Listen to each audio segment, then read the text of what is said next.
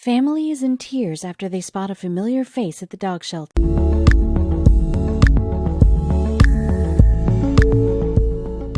For Chuck and Alicia James, a dog made all the difference in their household. Reckless, the family pit bull, knew when the parents of three could use encouraging licks. He could make the whole crew laugh until their bellies hurt. He made their house a home, which made their mistake all the more painful. While preparing for a storm set to blast their city, the Jameses left one detail unaccounted for that cost them their beloved canine. They didn't realize the hurricane would push them into the most atypical adoption journey. Superstorm Sandy, which hit the U.S. East Coast in 2012, will go down in history as one of the costliest, most destructive hurricanes in American history. It imposed nearly $70 billion in damage and forever changed some families. Affecting 24 states and, along with a post-tropical cyclone, causing at least 147 deaths in the northeastern United States, Canada, and the Caribbean. As stated by the National Hurricane Center, Superstorm Sandy was a monster. The James family experienced that firsthand.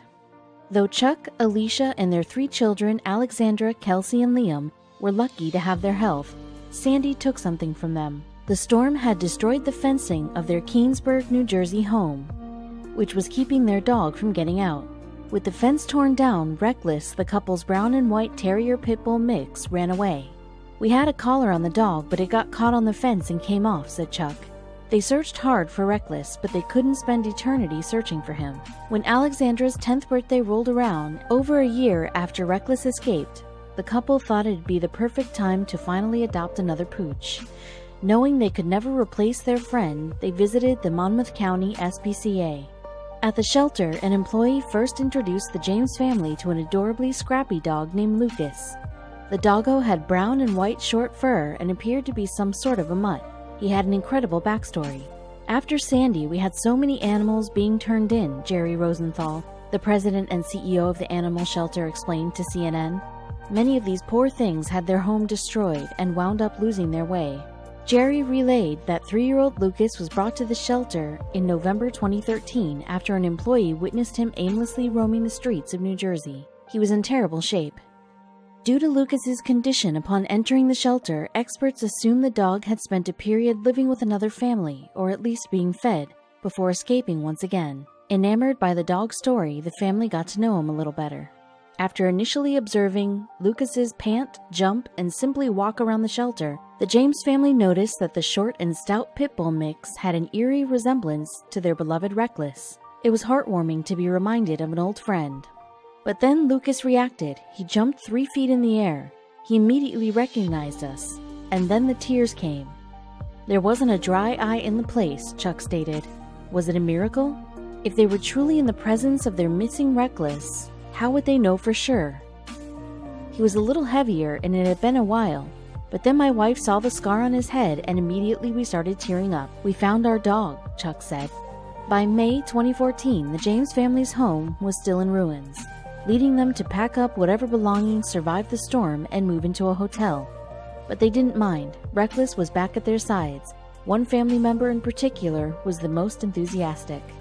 Alexandra was ecstatic when she was reunited with Reckless, as the two had a close bond. While on a family camping trip, Chuck told CNN that the duo have been inseparable since the unforeseen reunion. "The kids are happy and this whole thing has been an amazing experience," said Alicia. "The only thing I can say now is I'm finally on vacation with all the members of our family," Chuck warmly said. "We really could shed a tear at the wholesome happy ending." In Jerry's eyes, the James family's story, which obviously had a happy ending, only further highlighted the importance of getting your pet microchipped. Things would have played out much differently if Reckless had been microchipped to begin with.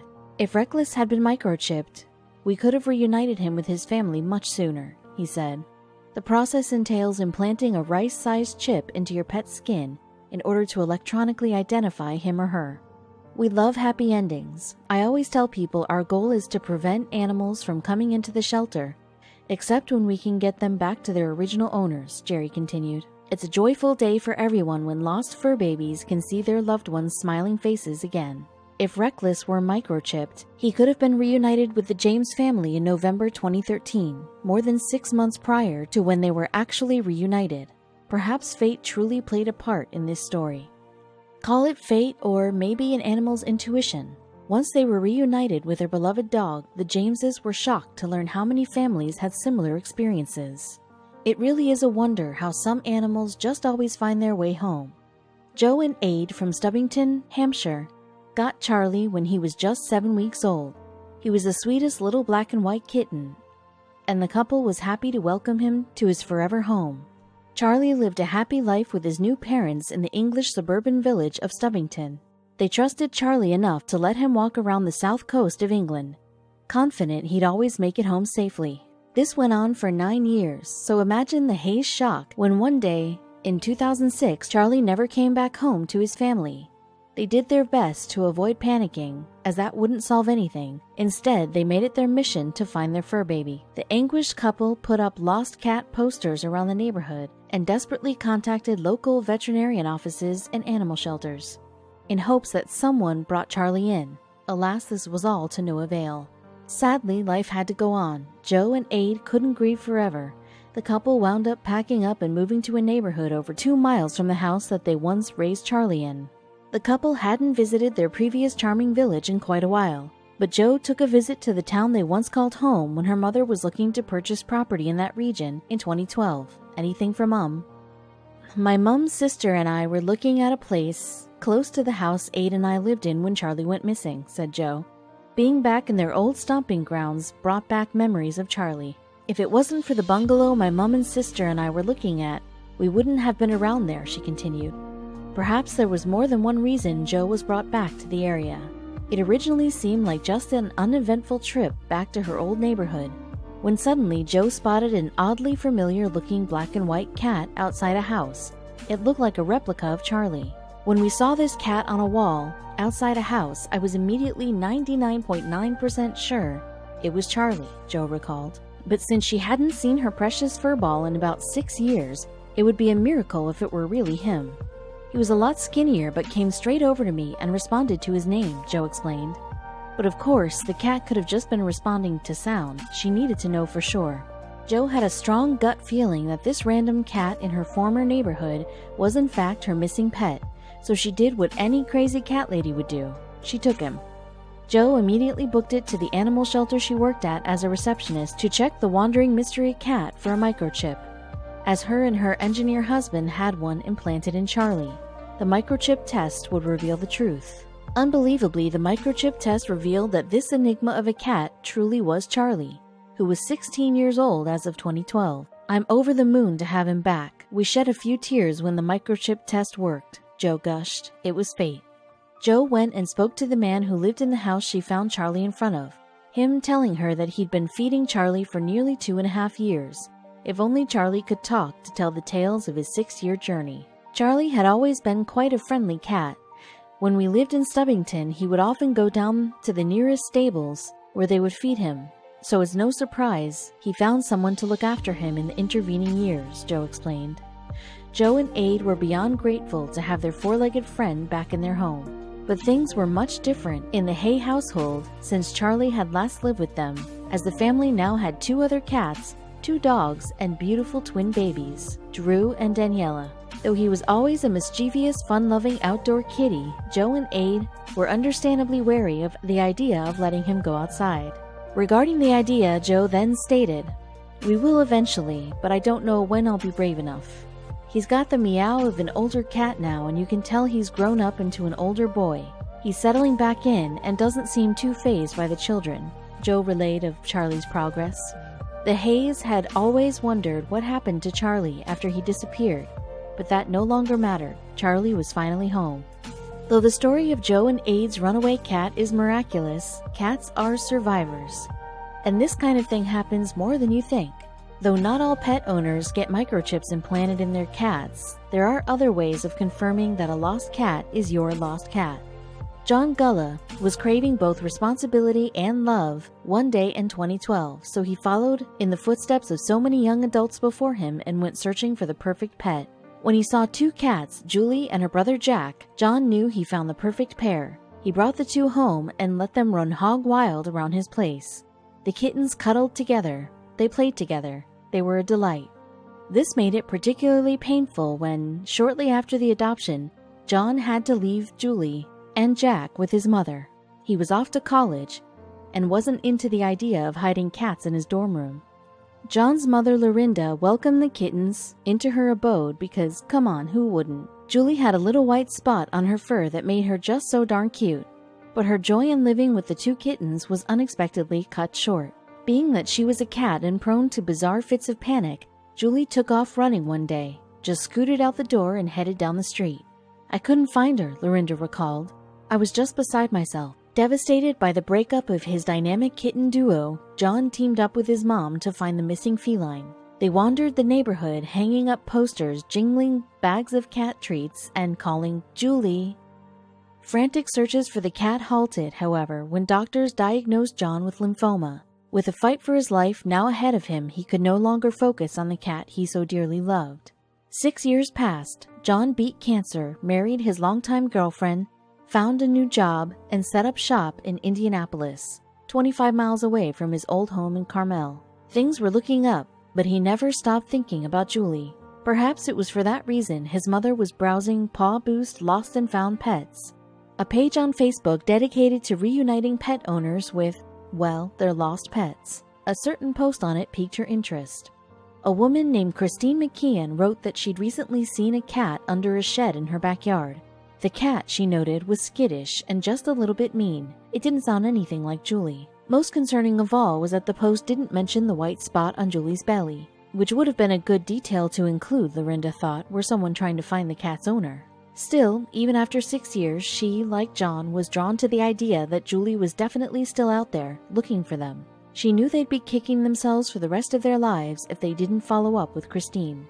So John made the drive, white-knuckle clenching the steering wheel in anticipation. In less than half an hour, he arrived at Christine's house and stood before the shed a mean stray black cat called home. With every ounce of love he could muster, just as he and his mother had done 6 years before in the streets of suburbia, John called Julie's name, and nothing happened. But understanding that cats are cats and don't really come when you call them, John gave it another go. "Julie," he called. "Julie." Then 2 glowing eyes peeked out at John from under the darkness beneath the shed. John in her sights, the cat once called mean and skittish emerged. She came out running from under the shed, Christine called. Like, "Oh hey, I know this guy." Soon she was face to face with John. And then she started purring like a lawnmower engine.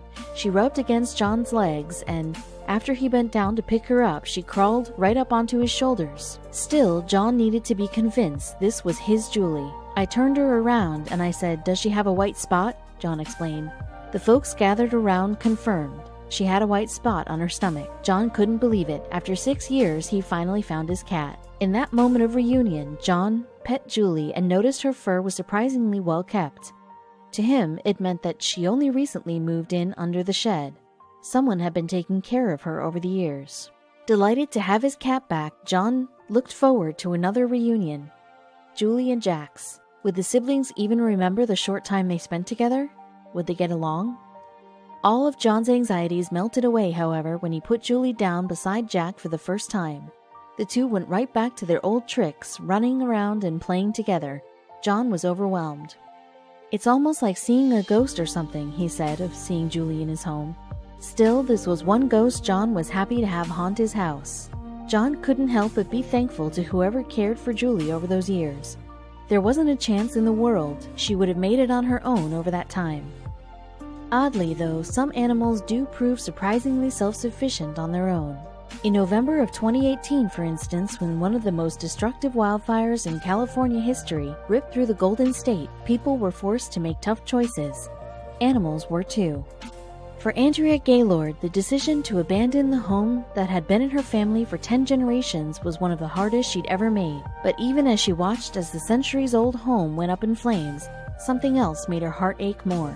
As the campfire made its way through paradise, Andrea's guard dogs, Madison and Miguel, had taken off and vanished without a trace. Though she and her husband had searched tirelessly for their beloved pets, the encroaching blaze forced the couple to flee, leaving the fate of the dogs unknown. Andrea and her husband fled to a nearby shelter, where, alongside hundreds of other evacuees, they waited for the fire to be extinguished. All the while, thoughts of Madison and Miguel never left her mind. Finally, after 17 days of non-stop firefighting, the raging campfire blaze was contained. Like her fellow Paradise residents, Andrea was eager to return home, hoping somehow her dogs had survived. But when she and her husband attempted to leave the shelter, they were told that Paradise was still too unsafe to return to. That's when she contacted Shayla Sullivan of Canine Paw Print Rescue, who had actively been rescuing lost pets from areas affected by the campfire. After learning of the situation, Shayla vowed to do whatever she could to reunite Andrea with Madison and Miguel. However, as soon as Shayla began her search, she received word of a dog matching Madison and Miguel's description wandering through the small city of Citrus Heights near Sacramento. The city was 85 miles south of Paradise. Shayla drove down there, and when she arrived, she was stunned to find the dog described to her was, in fact, Miguel. Unbelievably, the dog had traveled from Andrea's home in Paradise and had been picked up by another local rescue organization. Andrea was overjoyed when she heard the news about Miguel, but Shayla wasn't satisfied with finding just one of the two pooches. And so, loading up her car once more, Shayla headed for Paradise. The roads were barely navigable as Shayla made her way through the once vibrant town, a graveyard of charred homes and vehicles peering out at her from beneath the ashes of burnt treetops. Forget dogs for a second. With so much destruction, was it possible anything could have survived? Upon reaching Andrea's burned-down property, however, Shayla got her answer. As she surveyed the scorched earth, Shayla noticed movement in the pile of rubble that was once the 100-year-old home. She approached, her heart beating wildly. It was Madison. Apparently, the faithful guard dog had returned after the fire had been extinguished and was now sitting watch over his former home. But even with the dog alive and well, there was still one challenge that Shayla would have to face. Being that Madison was no lover of strangers, the wary dog immediately took off when Shayla approached him. Some guard dog. Shayla knew if she wasn't able to catch Madison, the dog would surely perish from a lack of food and water. Shayla needed a plan. So after leaving some fresh water and a bowl of food out for Madison, Shayla returned to Andrea to share the good news and relay her difficulty in catching him. The pair was stumped over the predicament, but devised the perfect method for luring the protective pup back home. Using an article of Andrea's clothing, Shayla used the smell to calm Madison and draw her back to the property. And when the guard dog returned, he found his owners and brother waiting there for him. The tearful reunion was marked by excited licks and yelps from Madison, who was then fed a hefty bag of his favorite treat, Wheat Thins. Even in the face of catastrophe, Madison stayed loyal to his family and protected the home at all costs. In all the destruction, this loyalty was not lost on Andrea. "You are the best dog," she told Madison through joyful tears. "The best."